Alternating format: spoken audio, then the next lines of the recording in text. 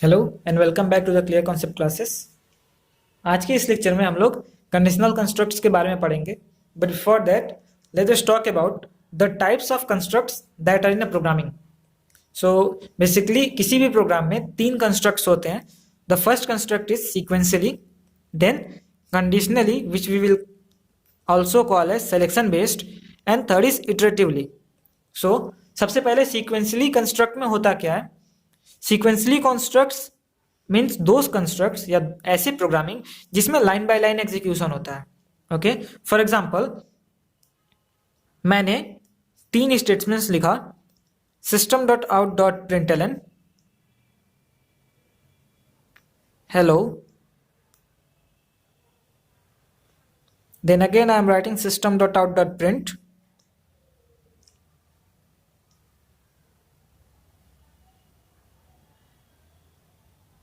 I am, then again system dot out dot print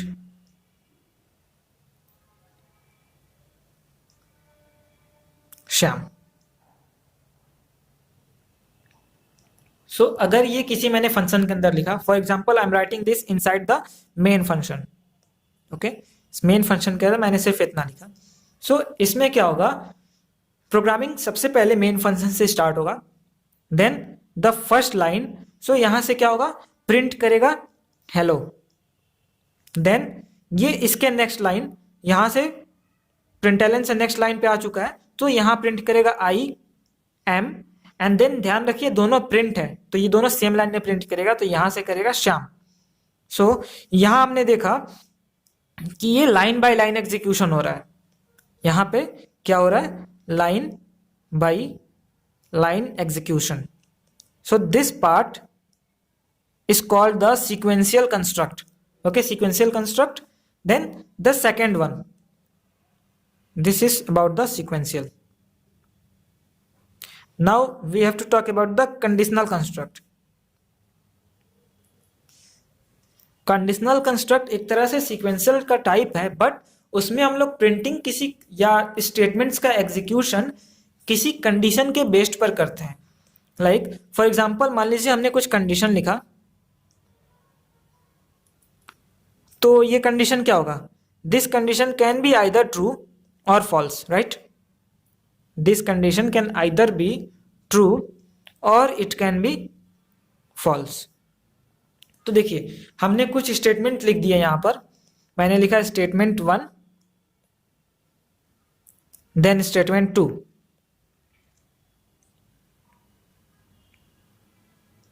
okay, और false में भी मैंने दो स्टेटमेंट लिख दिया, स्टेटमेंट 3 एंड देन स्टेटमेंट 4। और सपोज कि प्रोग्राम यहां से बंद हो गया, मैंने मेन फंक्शन के अंदर लिखा था प्रोग्राम एंड्स हियर, यहां से भी एंड होगा तो एंड होने के बाद इधर आएगा। सो सी व्हाट हैपेंस हियर कि अगर हमने कंडीशनल कंस्ट्रक्ट की बात की है तो यहां पर जो प्रोग्राम का एग्जीक्यूशन होगा बेस्ड ऑन कंडीशन होगा। लाइक फॉर एग्जांपल यहां कुछ कंडीशन लिखा हो, पहले वो कंडीशन चेक होगा, अगर वो कंडीशन ट्रू हुआ तो ट्रू वाले केस में जो स्टेटमेंट है लाइन बाय लाइन एग्जीक्यूट हो जाएंगे, पहले स्टेटमेंट 1 फिर स्टेटमेंट 2। और अगर ये कंडीशन फॉल्स हुआ तो फॉल्स केस में फॉल्स के अंदर जो स्टेटमेंट होंगे वो लाइन बाय लाइन एग्जीक्यूट होंगे एंड द कंडीशन एंड हो जाएगा। सो ये होता है कंडीशनल कंस्ट्रक्ट। हमें इसी के बारे में पढ़ना है इस सेशन के अंदर। इसका एग्जांपल हम लोग आगे देखेंगे, बट इसके पहले हम लोग जो तीसरा कंस्ट्रक्ट था जो था इटरेटिव कंस्ट्रक्ट, उसके बारे में भी देख लेते हैं।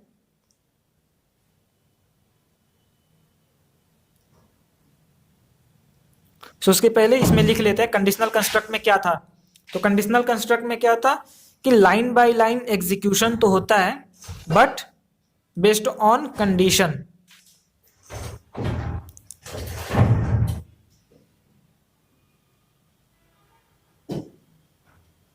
ठीक है, तो अगर लाइन बाय लाइन एग्जीक्यूशन होगा तो इसमें आइदर ट्रू का पार्ट चलेगा और फॉल्स का, ये दोनों एक साथ नहीं चलेंगे। बिकॉज कोई कंडीशन है तो एक टाइम पर या तो वो ट्रू ही होगा या फॉल्स होगा। तो अगर ट्रू है तो सिर्फ और सिर्फ ट्रू वाले पार्ट्स चलेंगे और अगर फॉल्स है तो सिर्फ और सिर्फ फॉल्स वाले पार्ट चलेंगे। थर्ड वन इस इटरेशन कंस्ट्रक्ट। इटरेशन कंस्ट्रक्ट में हम रिपीटेड एग्जीक्यूशन करते हैं, repeated execution based on a condition.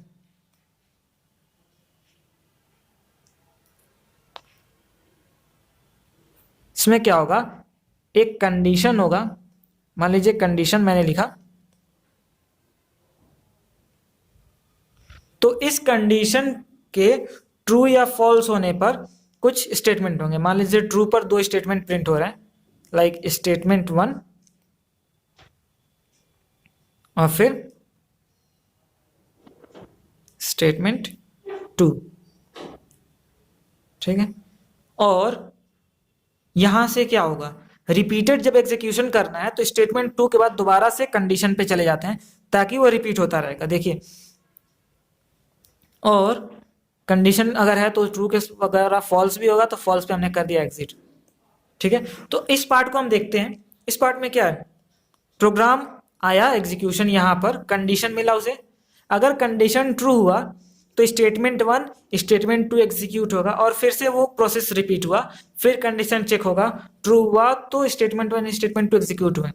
तो ये एग्जीक्यूट होता रहेगा, इसमें रिपीटेड एग्जीक्यूशन होगा स्टेटमेंट 1 2 का जब तक कंडीशन ट्रू हुआ, और इनकेस कंडीशन फॉल्स होगा तो प्रोग्राम से बाहर आ जाएंगे, ठीक है। तो ये थर्ड वाला है, इसमें इटरेटिव कंस्ट्रक्ट है जिसमें रिपीटेड एग्जीक्यूशन करेंगे बेस्ड ऑन कंडीशन। होता क्या है कि इफ कंडीशन इज ट्रू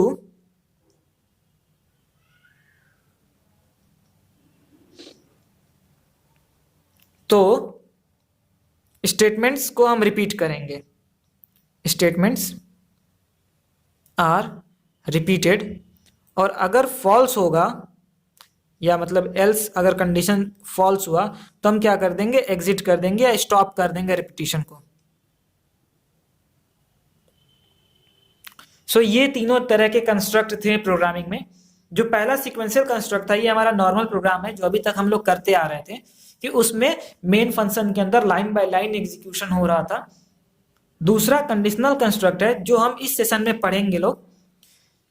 उसमें होगा क्या कि कोई कंडीशन होगा और कंडीशन के बेसिस पर एग्जीक्यूशन होगा। अगर कंडीशन ट्रू है तो ट्रू वाले statement line by line execute होंगे, और अगर फॉल्स है तो फॉल्स वाले statement line by line execute होंगे, ठीक है। और तीसरा कंस्ट्रक्ट इटरेटिव कंस्ट्रक्ट है जो हम लोग आगे पढ़ेंगे। इटरेटिव कंस्ट्रक्ट में क्या होगा, रिपीटेड एग्जीक्यूशन होगा, या उसमें रिपीटेड एग्जीक्यूशन मतलब लूपिंग होगा, जो कि किसी कंडीशन के बेसिस पर बार बार स्टेटमेंट को एग्जीक्यूट किया जाएगा, ओके। सो इसके बाद हम लोग अब अपने टॉपिक पर आ जाते हैं जो है conditional construct.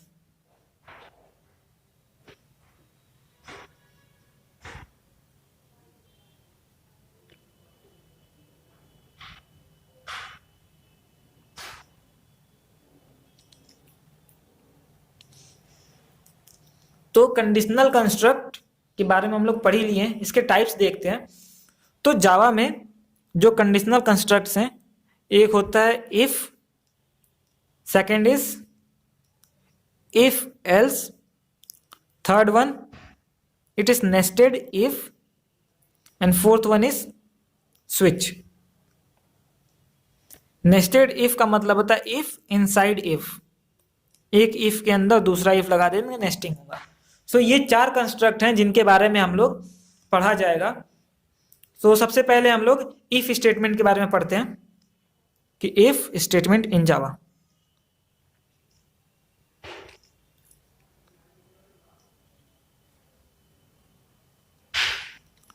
So let us see the syntax, मतलब कि कैसे हम लोग इफ के कंस्ट्रक्ट को यूज किया जाएगा। इफ स्टेटमेंट यूज करने के लिए हम लोग इफ के अंदर कंडीशन लिखते हैं, या उसे एक्सप्रेशन भी कहा जा सकता है, कंडीशन और एक्सप्रेशन, एंड देन से करली ब्रेस के बाद स्टेटमेंट्स, ठीक है। तो होगा क्या कि इसमें अगर कंडीशन ट्रू होगा, अगर condition is true, then the statements inside if will be executed.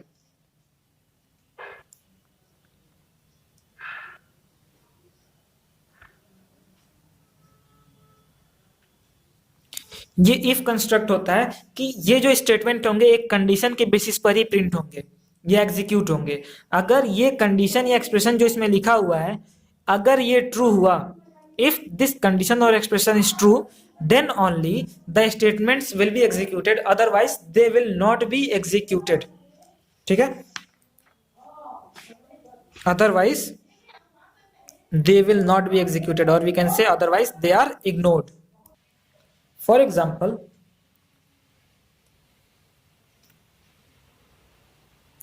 हमें चेक करना है कि यूजर या कोई कैरेक्टर जो है वो स्पेस है या नहीं। सो हम क्या करेंगे, कैरेक्टर ch है, सपोज कि यूजर इनपुट किया, मीन्स पब्लिक वॉइड मेन, और हमें चेक करना है ये स्पेस है या नहीं। तो चेक करने का मतलब कि हम यहाँ कंडीशन ये होना चाहिए कि ch में स्पेस है या नहीं। तो हम यहाँ क्या करें, क्या किया जाएगा, if ch is equals to space, यहाँ हमने कंडीशन लगाया अगर ch की वैल्यू स्पेस है तो हम प्रिंट कर देंगे it is space.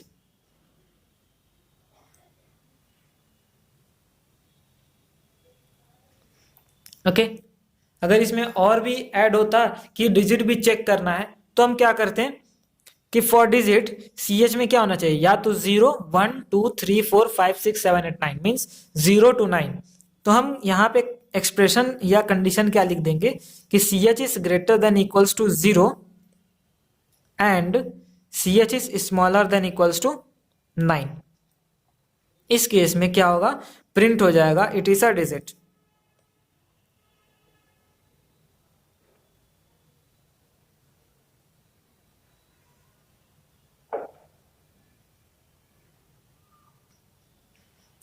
Okay, same way में अगर इसमें अल्फाबेट्स भी चेक करना होता कि A to Z के बीच में लोअर केस अल्फाबेट है या नहीं, तो उसके लिए हम कंडीशन लिख सकते थे if ch is greater than equals to small a and ch will be smaller than equals to small z। अगर ऐसा होगा तो हम system dot out dot println लिख दिए it is lower case alphabet.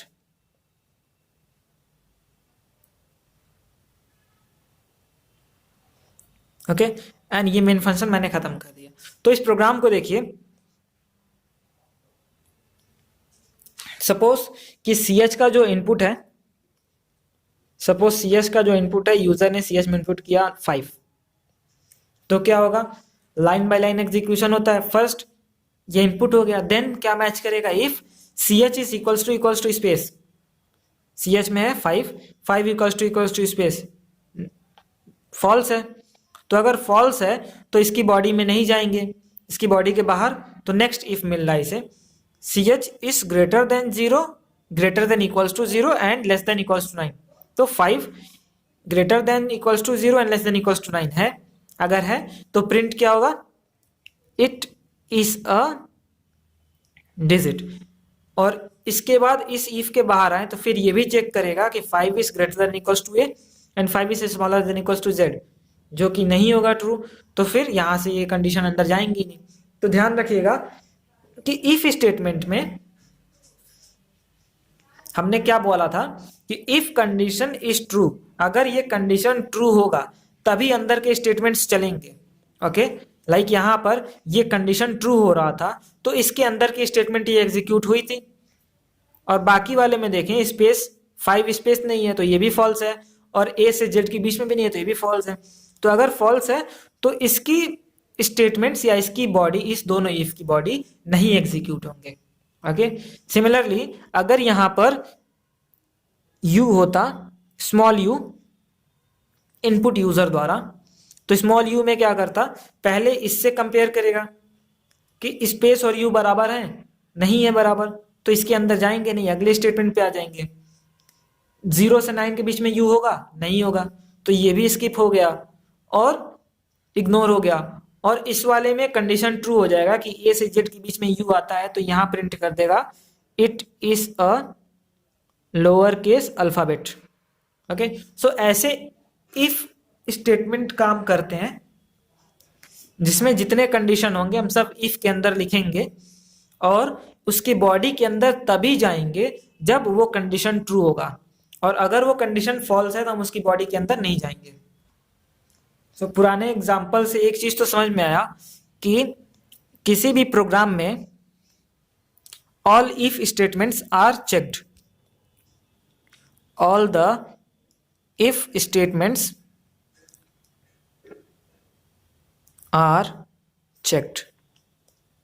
जितने इफ स्टेटमेंट लिखे रहेंगे सारे के सारे इफ स्टेटमेंट के कंडीशन चेकिंग होंगी। लास्ट वाले में भी हो ही रही थी। सो इसका एक अल्टरनेटिव होता है जिसमें क्या होता है कि अभी तक हम लोग क्या देख रहे थे कि all the statements inside if are executed only when the condition is true। ये चीज तो हम लोग देख रहे थे। But what if what happens when the condition is false? कुछ उसका भी स्पेसिफिकेशन होना चाहिए ना कि कंडीशन ट्रू होने पर तो इफ के अंदर की स्टेटमेंट्स एग्जीक्यूट हुए, but what if the condition is false. तो उस वजह से हमें जो स्टेटमेंट या कंस्ट्रक्ट अब अगला देखेंगे वो होता है इफ एल्स स्टेटमेंट।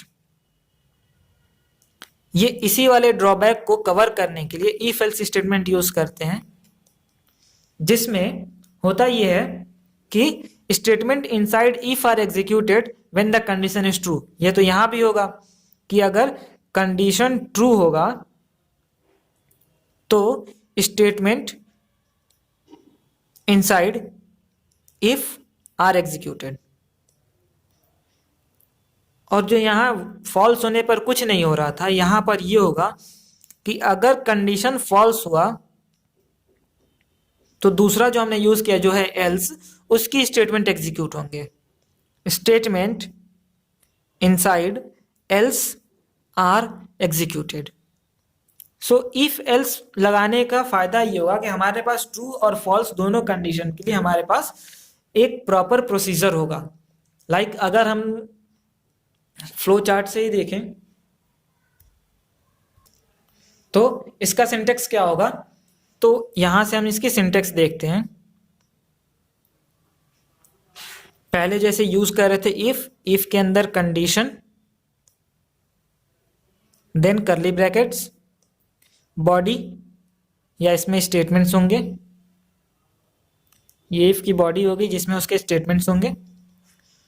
तो इसके अंदर तब आएंगे जब ये कंडीशन ट्रू होगा। अब यहां हम एल्स लिखेंगे, and one thing to keep in mind, else के साथ कुछ कंडीशन नहीं लिखते हैं। ओके, तो यहां एल्स की बॉडी होगी जिसमें भी स्टेटमेंट्स होंगे।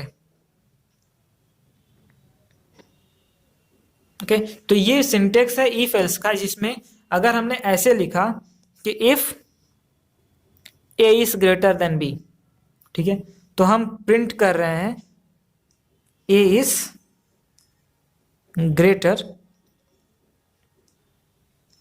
एल्स में हम प्रिंट कर दे रहे हैं B is greater.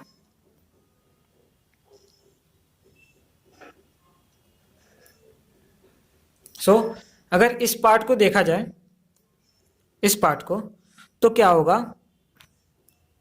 For example मान लेते हैं ए की वैल्यू 5 है, बी की वैल्यू 2 है, तो कंडीशन चेकिंग होगी A greater than B means 5 greater than 2।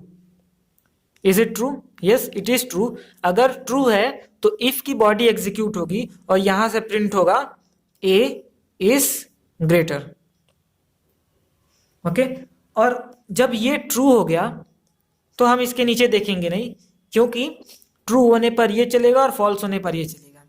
But अगर दूसरा कंडीशन ऐसा रहे जिसमें ये लिखा हो कि ए की वैल्यू है 4, बी की वैल्यू है 7, ओके, सो यहां देखा जाए A greater than B, 4 is greater than 7, false. False होने पर एल्स की स्टेटमेंट चलती है, एल्स की बॉडी। तो एल्स की बॉडी में लिखा है बी इज ग्रेटर, तो यहां से प्रिंट होगा बी इज ग्रेटर। तो अब हमारे पास एक प्रॉपर प्रोसीजर है कि इफ में जो कंडीशन हमने लिखा है वो ट्रू हो तो हम इफ की बॉडी चलाएंगे, और अगर वो फॉल्स हो तो हम एल्स की बॉडी चलाएंगे। Okay, and one thing to note कि else will not have any condition. Else के साथ हम कोई भी कंडीशंस नहीं लगाते हैं।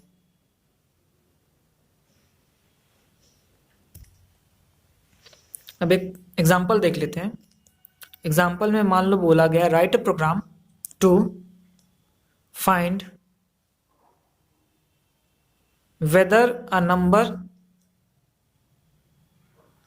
जो कि यूजर इनपुट दिया इज इवन और ऑड। ओके, इसके लिए हम प्रोग्राम करते हैं। सो इनपुट के लिए हमने बात की थी कि हम इंपोर्ट करेंगे यूटिल पैकेज को, इंपोर्ट java.util.star। ओके, नेक्स्ट हमने क्लास बना लिया से it's numbers. Then main function define होता है public static void main and bracket में हमने लिखा string args। Okay, util package define किया। अब हमें स्कैनर की ऑब्जेक्ट बनानी पड़ेगी, that is scanner sc equals to new scanner system dot in, that's it. अब इनपुट क्या करना है, नंबर को इनपुट लेना है। सो we will define integer num, और उस नंबर में इनपुट कैसे होगा, num equals to sc dot next int।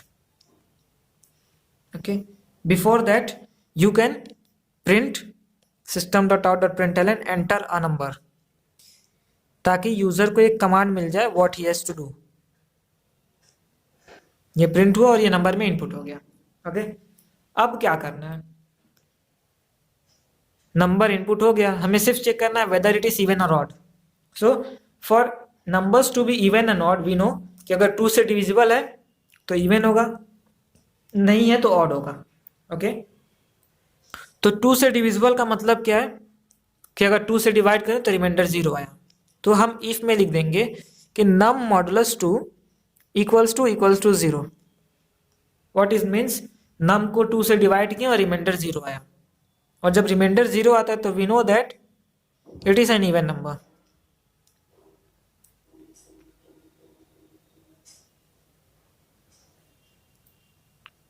num is an even number। देखो इफ में हमने लिख दिया, और अगर ये इवन नहीं होगा तो for sure it will be odd.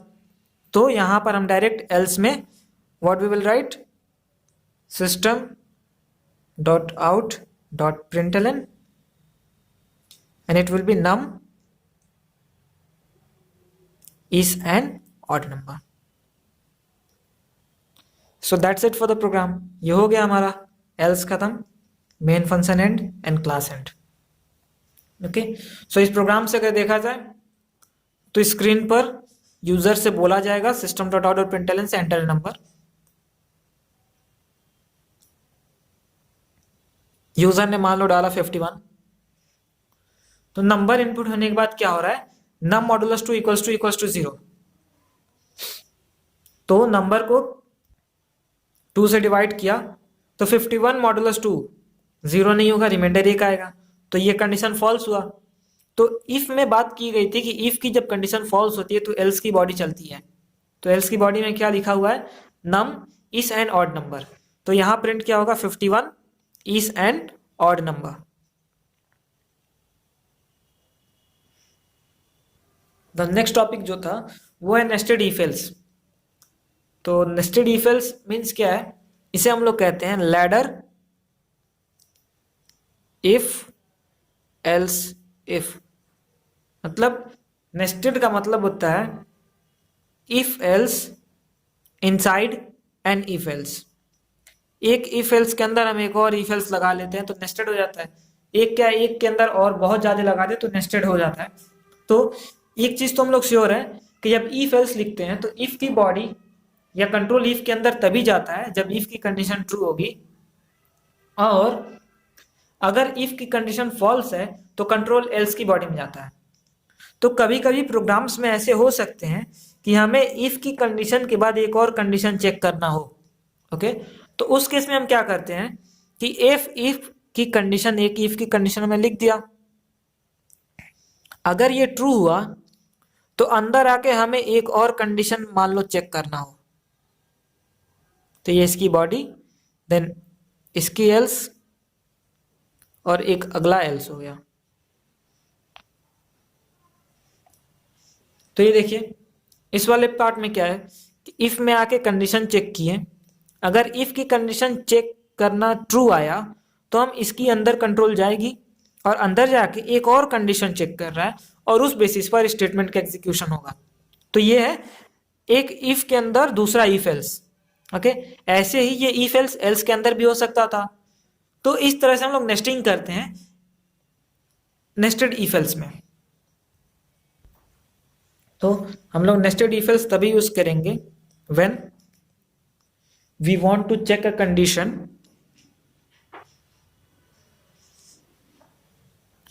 जब हमें कोई कंडीशन चेक करना हो इनसाइड द इफ कंडीशन।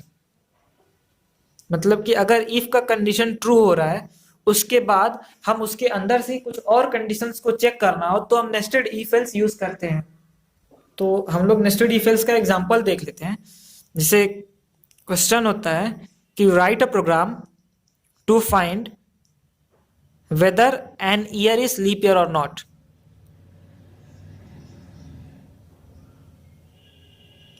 और एक्चुअली में ये एक इंपॉर्टेंट क्वेश्चन है जो हमेशा पूछ लिया जाता है। तो लीप ईयर होने के लिए सबसे पहले हम लोग कॉन्सेप्ट देख लेते हैं। तो यहां पे कॉन्सेप्ट क्या होगा कि हम लोग इतना तो जानते हैं कि लीप ईयर हर 4 साल में एक बार आता है। तो इट मीन्स कि जो ईयर है वो 4 से डिविजिबल होना चाहिए, तो वो लीप ईयर है। पहला चीज तो ये है। बट एक और कॉन्सेप्ट होता है जो कि अगर ईयर 100 का डिविजिबल हो, ठीक है, अगर ईयर 100 का डिविजिबल हो देन वो ईयर 400 से भी डिविजिबल होना चाहिए। फॉर एग्जाम्पल हम लोग ईयर 2100 की बात करें, एक्चुअली ईयर 21 4 से जो डिविजिबल है, बट इसको इग्नोर करके अगर ये देखा जाए तो ये 100 से डिविजिबल है, बट ये 400 से डिविजिबल नहीं है, तो 2100 लीप ईयर नहीं होगा। ओके, तो ये दो लॉजिक्स होते हैं लीप ईयर निकालते वक्त, जिसमें सबसे पहले हम इफ में ये लिख देंगे और एल्स में हम इसको देखेंगे।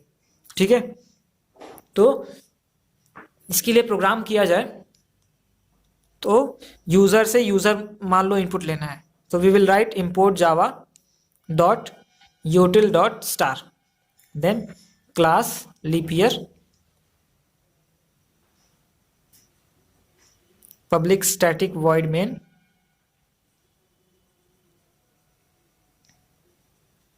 inside argument string args, अब स्कैनर क्लास का ऑब्जेक्ट बनाना है। It will be scanner sc equals to new scanner system dot in. इतना होने के बाद हमें ईयर इनपुट लेना है यूजर से। सो हमने एक वेरिएबल बना दिया इंट ईयर। ठीक है, वेरिएबल बना के यूजर को बोल दिया कि enter year, system dot out dot println,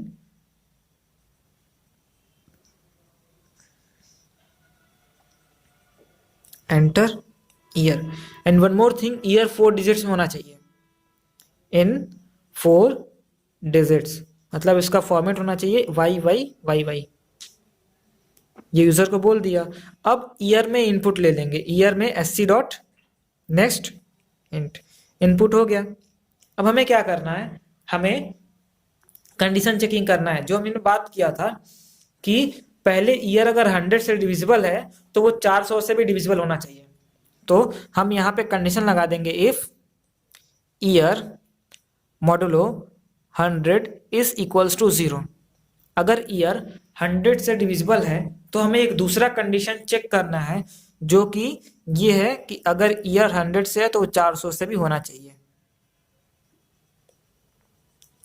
ठीक है, और 400 से है इट मीन्स कि हम प्रिंट कर देंगे वो लीप ईयर है वरना नहीं है।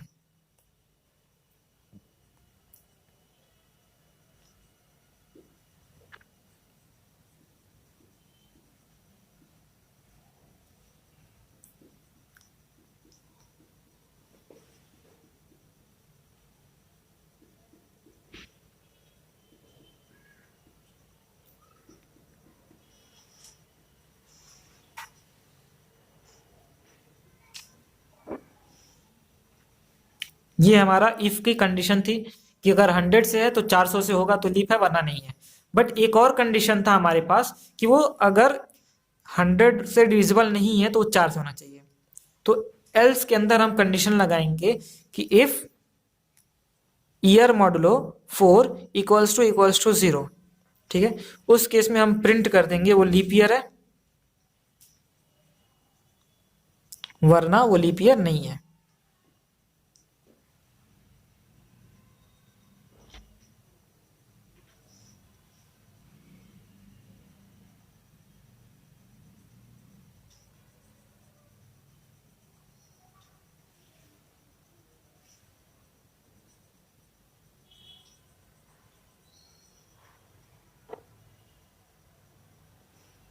एल्स पार्ट खत्म, मेन फंक्शन खत्म एंड क्लास खत्म।